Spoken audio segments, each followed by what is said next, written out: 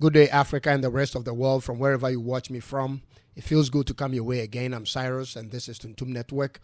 On this channel, I do my independent research and talk about religion, politics, business, and other lifestyle, especially as pertaining to Africa. So be kind to subscribe, hit the like button so you can see all my episodes the moment I post them. Today's episode is about a president I hold in a very high esteem in Africa for his tremendous achievements through his exemplary leadership of his country. It's about President Paul Kagame of Rwanda. Now, Rwanda and the UK signed an agreement last 2 years on illegal immigration in the UK. And in that agreement, Rwanda accepted to be a host country for illegal immigrants in the UK who came to the UK seeking asylum. I don't know how that feels to you, but it definitely sounds awkward to me to have a sovereign country to take on the illegal immigrants or asylum seekers from a different country. Something doesn't sit well with me. So I've done my research, ladies and gentlemen, and I want you to hear it all. Please come with me.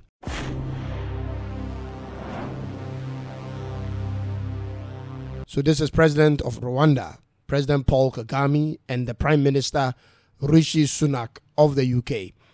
And hear how the Prime Minister concluded when he gave a speech, quoting that no ifs and no buts, these flights are going to Rwanda. Take a listen to this. The Supreme Court were clear that they were making a judgment about Rwanda at a specific moment 18 months ago and that the problems could be remedied. Today, we are confirming that they have been and that unequivocally, Rwanda is a safe country. And today's bill also ends the merry-go-round of legal challenges that have blocked our policy for far too long. No ifs, no buts. These flights are going to Rwanda. So in April of 2022, the government of Rwanda, led by Paul Kagame, and the UK Prime Minister Rishi Sunak agreed to a bilateral pact where the UK government will ship over illegal immigrants who have been processed and denied residence in the UK to the far central eastern country in Africa in exchange for financial assistance. Now, this law will apply to different categories of immigrants, but especially to those who entered the UK illegally through the English Channel River. This is the river that separates the UK from France, if you know. And you are looking at over 52,000 people. Currently, the bill is passed by the parliament awaiting the signature of King Charles III. Once it's signed, it becomes law and it takes effect from July of this year. The Rwanda government, on the other hand, has indicated their readiness to receive these immigrants or asylum seekers in batches, starting with the first 200. These are accommodations made available to receive these immigrants in Kigali, the nation's capital. The government of Rwanda has also stated that these immigrants shall go through orientation and be taught Kinyarwanda, which is the national language of Rwanda, for proper integration. Now, ladies and gentlemen, on the surface, this should be a commendable act of the Rwandan government for humanitarian reasons. But in all seriousness, these are not people stranded and looking for a safe place to live.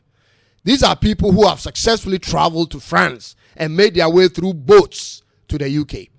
Does it really look like such people need humanitarian assistance? Or does it appear to be the UK government being smart and finding ways to shed off some of its problems of asylum seekers to Rwanda whilst they pay them?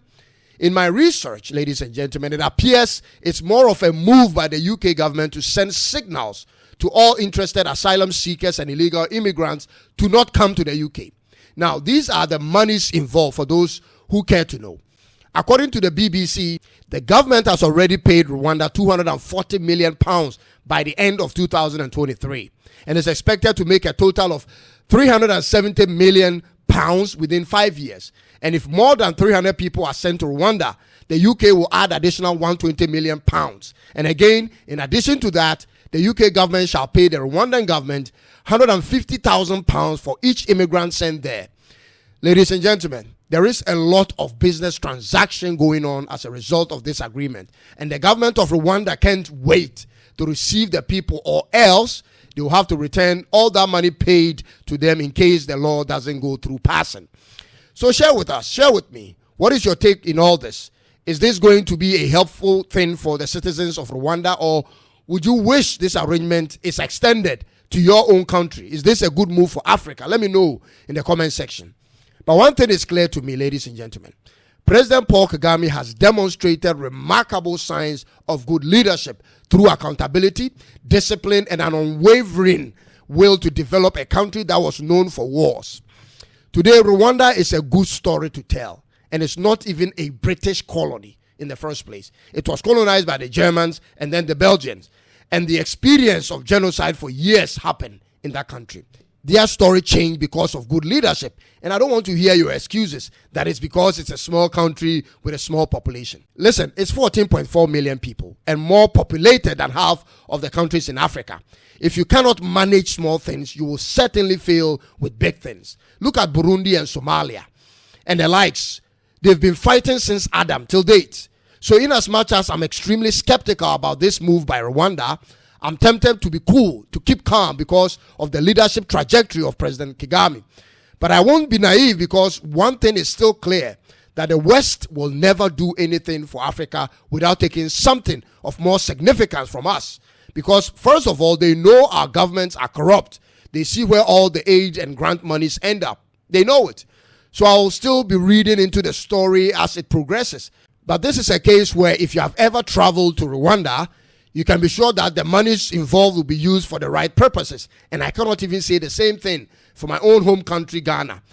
But that is another topic for another day. But on the other hand, it also appears the UK government wants to clear its streets of squatters and the homeless people, and Rwanda is their target. According to many English media sources, there were over 271,000 homeless people in England alone as of last year. And it's expected to reach about 400,000 people this year. So let's just ask the right questions. If the UK has all these monies to spend on immigrants or asylum seekers to Rwanda, why not develop places for their people or those homeless people to stay over there? But then the answer I gave earlier becomes true. They don't want to encourage people to come over there. If they do that, once they choose to do that, their borders are going to break with an influx of immigrants and asylum seekers. So they are sending them away, so far away in Rwanda as a deterrent. And when this formula should work for them, ladies and gentlemen, I'm expecting the UK government and perhaps the Western countries to get in on it and extend it to other African countries. Don't be surprised when it happens, and don't be surprised when it comes to your government, when your governments begin to appeal to the West for such packages. But finally, concerning what the UK will be taking from Rwanda, and you should always expect such when you are dealing with the West. Even though they are paying now, you should always know that they will take something from you. And I'll come to you eventually when I find that. Because they have never done anything for free, and I don't think they are going to start now. Let's encourage good leadership in Africa. Let's encourage discipline and accountability in our own private businesses, ladies and gentlemen. That's how we'll be taken seriously and treated with the respect that we desire. Thank you, and God bless you for taking time today off your busy schedule toward this episode. I'll come your way again another time with another thought-provoking episode. But until then, remember to subscribe if you haven't, and like, and help us to reach as many people as possible. It's bye-bye for now.